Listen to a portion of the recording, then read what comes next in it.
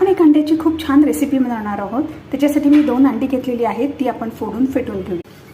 अंडी फोडून घेतलेली आहे, थोडंसं मीठ घातलेलं आहे, फेटून घेऊ। पॅनमध्ये तेल गरम करायला ठेवलं, त्यामध्ये अंडा घातलेला आहे। असंच आपण आता हे शिजवून घ्यायचं आहे भुर्जीसारखं।